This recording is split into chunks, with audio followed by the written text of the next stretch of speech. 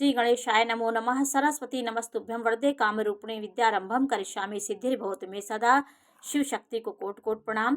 मेरे श्रोतागण, मैं आज आपके कुछ वाराह मिहिर के सिद्धांत के बारे में जानकारी दे रही हूँ, जो ज्योतिष का निर्माण उन्होंने किया था।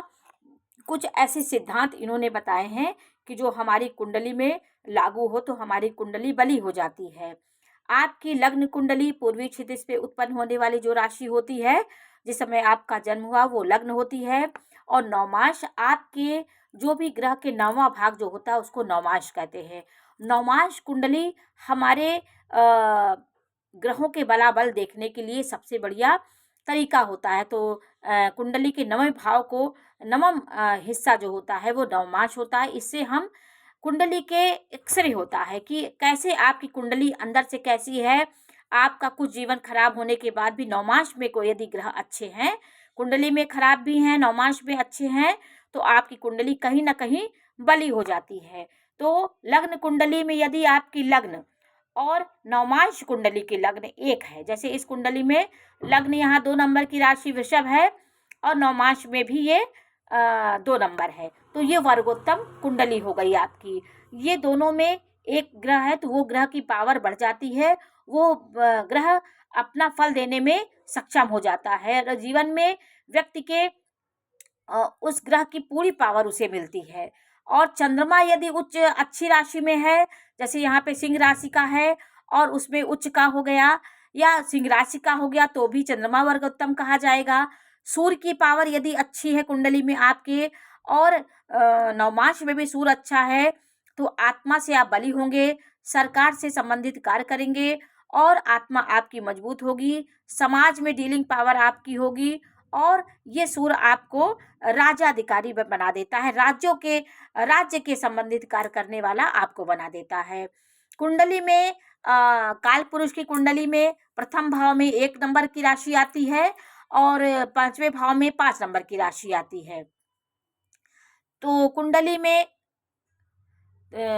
कुंडली में जैसा भी होता है ग्रह तो वो ग्रह अच्छा होता है और जीवन के उच्च मुकाम पे व्यक्ति को ले जाता है। और सूर्य 6 नंबर की राशि में और उसमें भी 6 नंबर की राशि में हो, सूर्य 3 नंबर की राशि में होगा तो जातक को ज्योतिष शास्त्र में ज्ञानी बना देता है। बुध के साथ यदि सूर्य है तो जातक को हठी बना देगा, अपने कार्य के प्रति जातक बहुत जिद्दी हो जाता है, जो भी सोचता है उसे करके दम मारता है। तो बुध आदित्य योग आपको वक्ता बना देता है, जीवन के उच्च मुकाम पे आपको पहुंचाता है। तो लग्न कुंडली की स्थिति यदि कुंडली में शनि भी अच्छा है और नवमाश कुंडली में अच्छा है तो आपका साम्राज्य आपको मिलता है, आपको सब चीज मनोकामना जो आपकी होगी वो पूरी होगी। शनि आपको सब कुछ दे देता है। इसी प्रकार कुंडली में वर्गोत्तम की स्थिति अच्छी हो, आपका सूर्य अच्छा हो, क्योंकि जब हम काल पुरुष की कुंडली बनाते हैं तो यहाँ प्रथम भाव में काल पुरुष का मंगल होता है, 5वें नंबर में सिंह राशि आती है, 5वां भाव होता है और 9वां भाव। आपकी कुंडली में यदि नवमांश में और लग्न में आपका मंगल अच्छी स्थिति में है तो मंगल आपको ऊर्जा, साहस, पराक्रम, कर्तव्यनिष्ठ बनाता है आपको। और सूर्य की स्थिति अच्छी है तो जातक आत्मा से मजबूत होगा, आत्मा से दृढ़ता उसके अंदर होगी और शारीरिक स्वास्थ्य उसका अच्छा होगा। नवम भाव 9 नंबर की राशि यदि मजबूत होगी तो जातक के जीवन में बहुत अच्छा परिणाम उसे मिलता है। जातक भाग्य का प्रबल होता है और जीवन में उसे हर चीज की प्राप्ति होती है।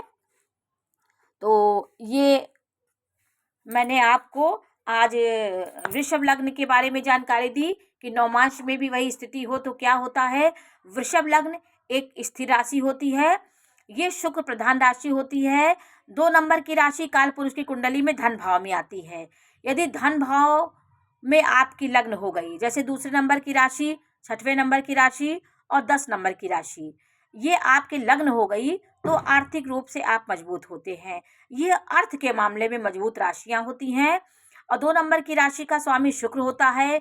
यदि शुक्र आपकी कुंडली में बली है तो आपका लग्न मजबूत होगा, आप शरीर से मजबूत होंगे, देखने में सुंदर होंगे और एक आकर्षण व्यक्तित्व आपका होगा और आपका विपरीत लिंग के प्रति आकर्षण आपका रहता है। एक अलग आपकी चुंबकीय शक्ति होगी, जहाँ भी आप जाएंगे अपनी सुंदरता से, अपने ईमानदारी से, अपने अच्छे स्वभाव से जातक समाज में पहचाना जाता है और वर्गोत्तम होने से वो गुण दोगुना बढ़ जाता है, समाज में पूजनीय और व्यक्ति प्रतिष्ठित होता है, धनी होगा, सुंदर होगा। यदि चंद्रमा की स्थिति अच्छी है तो जातक दिमाग से भी अच्छा होगा, काल्पनिक शक्ति उसके अंदर होगी और नवमांश कुंडली आपके अंदर ग्रहों के निचोड़ बताता है। तो नवमांश कुंडली की स्थिति अच्छी है तो आपकी कुंडली और बली हो जाती है। यदि कोई ग्रह इसमें नीच के हैं, नवमांश में उच्च के हो गए तो उच्च नीच का परिणाम नहीं देंगे, वो उच्च का ही परिणाम देंगे। तो कुछ सिद्धांत हमारे ज्योतिषचार्यों ने बताया है, जो हमारे ज्योतिष